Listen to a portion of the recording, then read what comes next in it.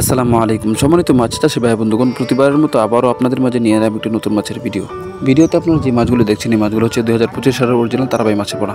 আজকে আমি আপনাদের সামনে এই তারাবাই মাছ সম্পর্কে কিছু কথা বলবো। আশা করি এই কথাগুলো আমি আপনাদের জন্য খুব উপকারে আসবে। তো মাছ চাষি ভাই বন্ধুগণ, আমি আপনাদের সামনে যে কথাগুলো বলবো, এই কথাগুলোকে আমি দুইভাবে বিভক্ত করতে চাই। তার মধ্যে সর্বপ্রথম হচ্ছে এই মাছের আপনার চাষ পদ্ধতি, এবং আরেকটি বিষয় হচ্ছে আমরা চাষ করার ক্ষেত্রে মিনিমাম কিছু ভুল করে থাকি, সেই ভুলগুলো। তো প্রথমে আমি আপনাদের সামনে এই মাছের চাষ সম্পর্কে কিছু কথা বলবো। তো আমরা জানি এই মাছগুলো আপনার সাগরের মাছ বা আপনার নদী, খাল, বিল, চিলের মাছ। তো এই মাছগুলো আপনি কিন্তু স্বাভাবিকভাবে যে কোনো পুকুর মধ্যে চাষ করতে পারবেন। তবে সেই ক্ষেত্রে পুকুরটিকে অবশ্যই মেরামত করতে হবে।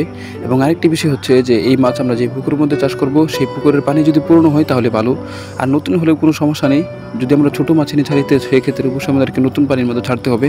আর যদি পুরনো হয় তাহলে সেক্ষেত্রে আমাদেরকে বড় মাছ পুকুরের মধ্যে কানেক্ট করতে হবে। তো এবার হচ্ছে যে এই মাছ আমরা চাষ করার ক্ষেত্রে যে ভুলগুলো করে থাকি, তার মধ্যে প্রধান দুটি ভুল হচ্ছে, সর্বপ্রথম ভুল হচ্ছে যে পুকুর খনন। অর্থাৎ আমরা যখন আমরা এই মাছগুলো যে পুকুরের মধ্যে ছাড়ি, সেই পুকুরের মধ্যে আমরা কাদার পরিমাণ বেশি বাড়িয়ে দিই, যার ফলে দেখা যায় যখন আমরা কালচার শেষ করি, সমস্ত মাছ আপনার কাদার নিচে চলে যায় এবং আমরা কালচার শেষে কোনো মাছ খুঁজে পাই না, এক নম্বর। আরেকটি বিষয় হচ্ছে যে আমরা দেখা যায় যে দ্বিতীয় নম্বর যে ভুলটা করে থাকি, সেটা হচ্ছে যে আমরা এই মাছের খাবার, অর্থাৎ খাবারের বিষয়টা আমরা গুরুত্বপূর্ণ কম করি। কেননা অনেকে মনে করে যে এই মাছগুলো উচ্ছিষ্ট খাবার খেয়ে বেঁচে থাকতে পারে। হ্যাঁ, অবশ্যই বেঁচে থাকতে পারে। তবে দেখা যায় আপনার এই মাছগুলো যখন খাবার না পায়, তখন কিন্তু আপনার এই মাছগুলো পুকুর খনন করতে থাকে। অর্থাৎ এক পুকুর থেকে খনন করে অপর পুকুরে চলে যায়, এবং এবার কিন্তু মাছ আপনার কালচার থেকে শেষ হয়ে যায়। তো এই দুটি বিষয়টির প্রতি আমাদেরকে অবশ্যই লক্ষ্য রাখতে হবে। এক নম্বর হচ্ছে আপনার, আমরা যে পুকুরের মধ্যে মাছগুলো ছাড়বো, সেই পুকুরের মধ্যে কাদার পরিমাণ কম রাখবো, এবং পুকুর আমরা আমাদের আপনার মাধ্যমিক পর্যায়ের আমরা খনন করে নেব। যতটুকু খনন করলে মাছগুলো পুকুরের মধ্যে রাখা যায় ততটুকু খনন করব। আরেকটি বিষয় হচ্ছে যে আমরা পুকুরের মধ্যে মিডিয়াম আকারের পানি রাখবো, যেমন 2 থেকে 2.5 ফুট পানি আমরা পুকুরের মধ্যে রাখবো। এবং যদি বর্ষাকাল হয়ে যায়, তো সেই ক্ষেত্রে অবশ্যই আমাদেরকে পুকুরের পানি কমিয়ে ফেলতে হবে, যেন কোনোভাবেই পুকুরের মধ্যে পানি অতিরিক্ত অর্থাৎ বেশি না বেড়ে যায়। এই বিষয়টির প্রতি, এই বিষয়গুলোর প্রতি আমাদেরকে অবশ্যই লক্ষ্য রাখতে হবে। তো মাছ চাষি ভাই বন্ধুগণ, আরেকটি বিষয় হচ্ছে যে এই মাছের খাবার।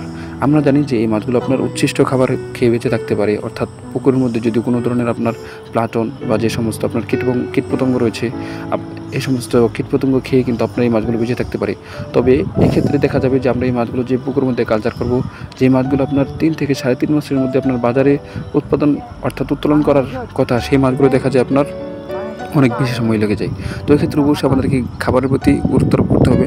অর্থাৎ আমরা নিয়মতান্ত্রিক মাছগুলোকে খাবার দেবো, এবং এই মাছগুলিকে আমরা কিন্তু ফিড এবং আপনার নার্সারি অর্থাৎ পাউডার জাতীয় খাবার এই মাছগুলিকে আমরা দিতে পারবো।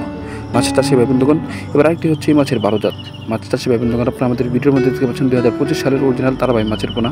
এই মাছগুলো যদি আপনারা 3 থেকে 3.5 মাস চাষ করেন, আপনার বাজারে আপনারা এই মাছগুলো তুলতে পারবেন। তো মাছ চাষি ভাই বন্ধুগণ, আপনারা আমাদের কাছে যে মাছগুলো দেখছেন, এই মাছগুলো আমরা সারা বাংলাদেশের যে কোনো প্রান্তে হোম ডেলিভারি দিয়ে থাকি। আপনারা কিন্তু চাইলে এই মাছগুলো আমাদের কাছ থেকে সংগ্রহ করতে পারেন, এবং মাছ সম্পর্কে যে কোনো তথ্য ও পরামর্শ জানতে চাইলে আমাদের হোম স্ক্রিনে দেওয়া নাম্বারে যোগাযোগ করতে পারেন। আমরা অবশ্যই আপনাদেরকে তথ্য ও পরামর্শ দিতে সর্বদা প্রস্তুত আছি। মাছ চাষি ভাই বন্ধুগণ, আমাদের ভিডিওটি ভালো লেগে থাকলে অবশ্যই আমাদের চ্যানেলটিকে সাবস্ক্রাইব করবেন, এবং যারা পেজ থেকে আমাদের ভিডিওটি দেখছেন, আমাদের পেজটিকে ফলো দিয়ে রাখবেন নতুন নতুন ভিডিও পাওয়ার জন্য। ধন্যবাদ সবাইকে।